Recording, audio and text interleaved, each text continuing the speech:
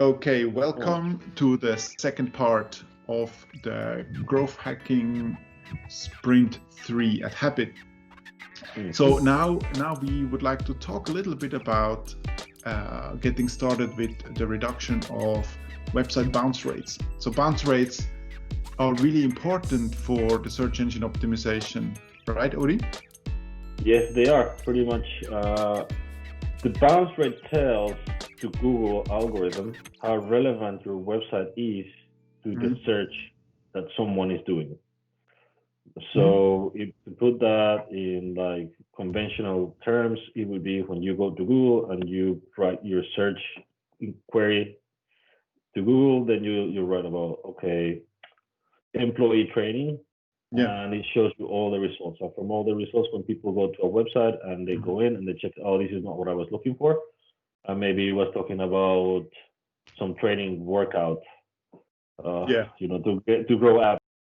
So that definitely if someone is looking for employee training, this is not relevant because it's talking about exercise.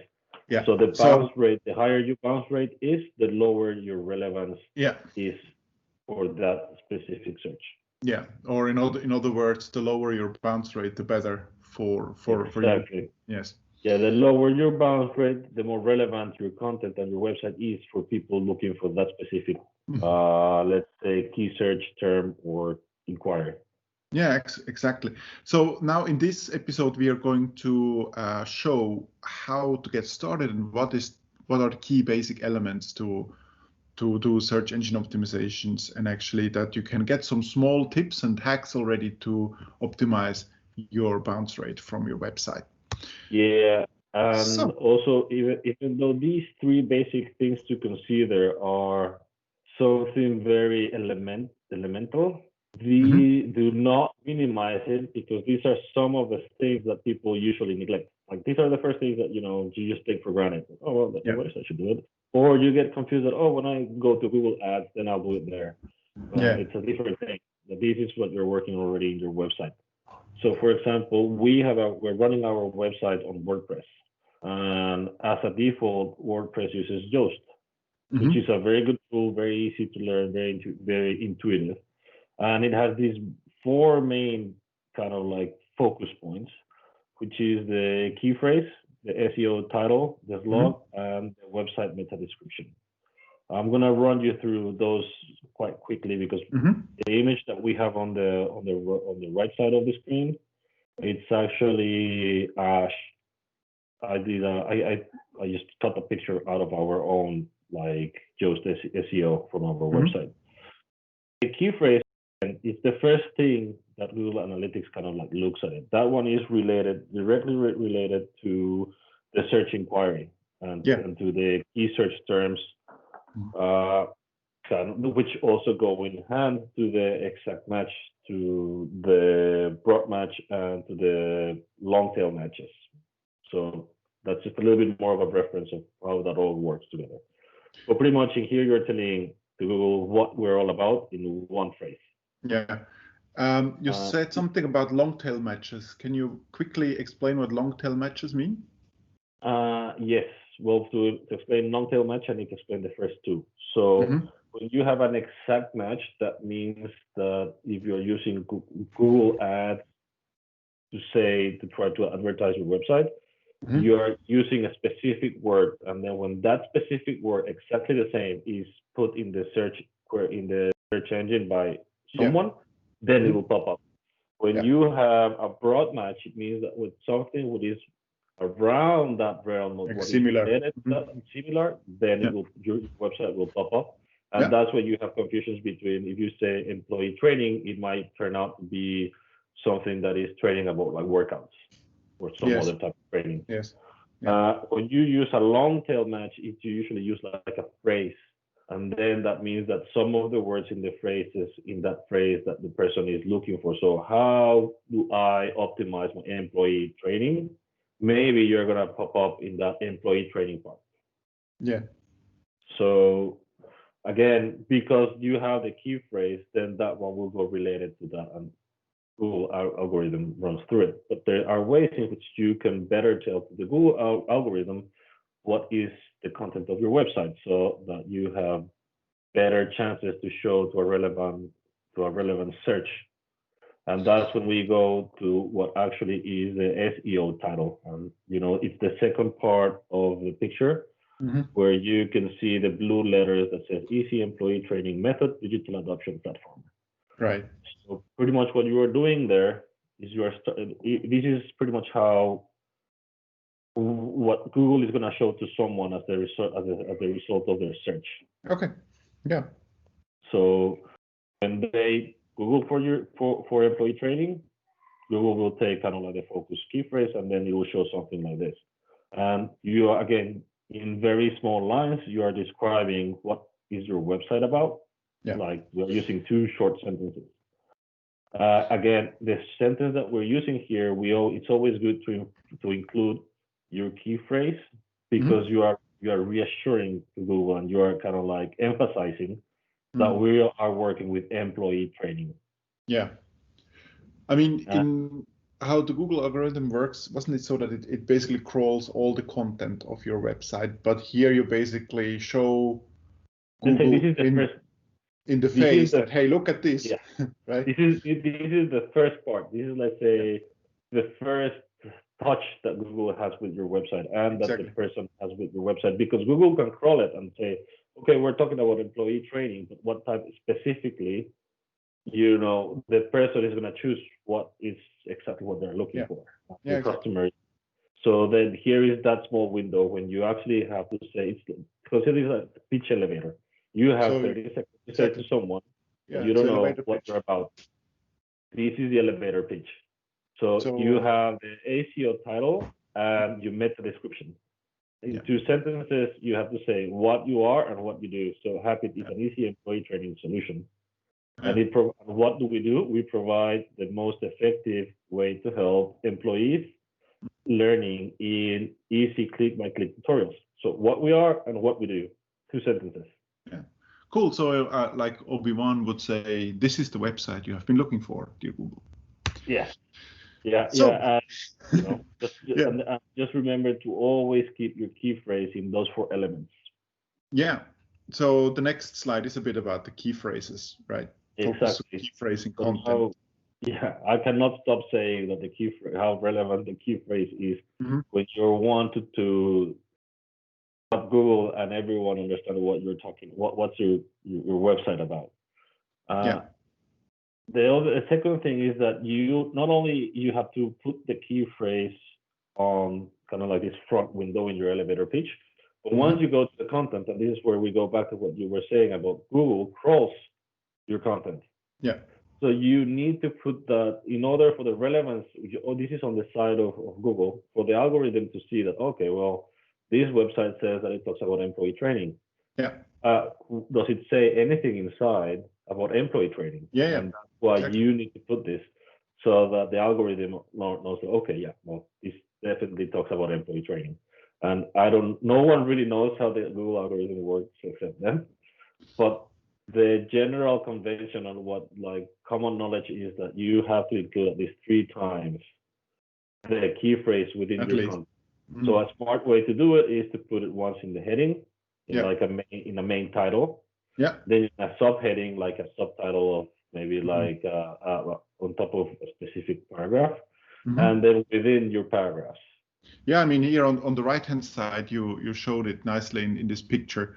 So it's employee training is in the heading, then it's in the subheading, or in the paragraph below employee training, and then a bit later down when you scroll through the website, you see it again.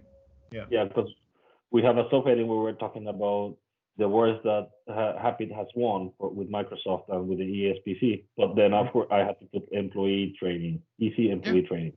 And so this is a very powerful but easy hack to do for SEO optimization. Yes. And I think that the one thing that is like when we're looking about how to in practice, this is one of the things that it's also not hidden online what you should be doing. But it's really hard to get concrete examples of how do I actually put it on my website. And this is what we want to show with these kind of with this picture, like a very concrete example. You have a main heading, which is the first thing that you put on the website. A paragraph, how did you include it within your text and in your heading? I think that this it not gets more practical than this. You see, if anyone is looking at when your guys are looking at it, feel free to replicate. Yeah, and maybe another idea or another tip here, put key phrases what people are looking for. I mean, for instance, Happit is a contextual training framework, but no one searches for this. So people rather search for employee training. So that's why we use the key phrase employee training in our website content and not contextual learning framework, because no one looks for that, right? Exactly. And I'm going to drop another freebie here. Actually, there are tools like SEMrush that when you put, for example, your key search term, let's say my key search word that would be employee training, it will give me the search volume of similar search topics or key phrases. Yeah. So you could show you, okay, when people are looking at employee training, the most search term is A, B, C, and D, and then you got those. Yeah, so that's a freebie. SEMrush is a free tool. At least the first couple of times, then we can link it in the description below. So but this is like a freebie for everyone. If you want to see your key term in terms of search volume, you can go there. Yeah. So the last slide of this episode. So of course, to improve relevance to Google, you need to speed up the loading time. Yes. Well, now we're gonna go a little bit more technical. When you are in your WordPress, you have your plugins, and the plugins do different things. Yeah. So there are specific plugins that you have for WordPress that will help you speed up your website. For example, when one of the things that makes the websites load slower are the pictures. So you have to optimize the size of it, even though you want to have high resolution so they all look not crisp. You can optimize them, and that's why Hummingbird and Imagify do. They pretty much, if you see on the right, there's a list. The first two red ticks, those are Hummingbird and Imagify. Those will help you to compress the size so that when people are loading them online, they will load faster without losing, the quality of the picture. Yeah. They also, for example, Hummingbird also goes throughout all the content of your website and see what type of texts and kind of like part of your cache memory within your website and can be optimized and reduced so that it will be loading faster, or some sort of sub-tasks that are not essential at some point when people are browsing the website, that they will put those functions on the background. So this is also very good to speed up and optimize your content. Yeah, and I mean, some say that we are the 3 seconds society right now. So I mean, it's as well, if you would navigate the website and it takes ages to load, and ages meaning longer than 3 seconds, you will probably just go away. And again, that is kind of a negative impact on your bounce rate. So it has a very significant impact on the bounce rate to have a fast loading website. Yeah. Now that you're talking about that, for example, if you want to see how long it takes for your website to load, and for example, this is something that I highlighted in yellow there. There's the first one says Sidekeep by Google. That's a plugin in WordPress. This is also another freebie here. You set that and it will start to analyze in real time the loading times of your website, but it also feeds some of the analytics directly to your WordPress, so you don't have to be changing from platforms.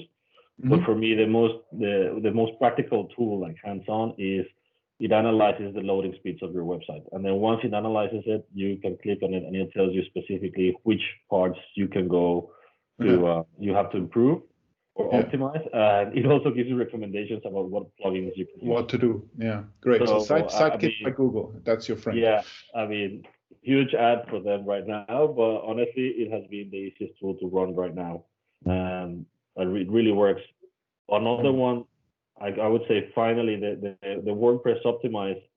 That one it's a little bit more of a simple tool. It doesn't do as much as Hummingbird, but it actually helps you to clean more of the content and the cache that is not being used. So that also helps speed up. Okay, cool. So we are now SEO optimizing for about 2 months, and we started with about 80% bounce rate, which is not really good. And now we are down to 50%, which is pretty decent. So that means every other who comes to Happit seems that this is relevant. So as you said, or I think last time we said that if a bounce rate is between 30 to 40%, this is like exceptionally good. So we are getting closer to 40%, and this is our goal, I think. That's our goal. Yes. And then on the other side, if you get below that 25 to 20%, that means that you have a problem in your website. So it's too good. You know you have a problem when your bounce rate is like 2, 5%, 6%. Yeah. That's definitely a sign that there's something wrong. There could be some reasons why it's not tracking properly, but the most common is that probably your Google tracking code in your website is there twice. Yeah. So, I mean, that's the number one thing to see when you start to see that number. All right.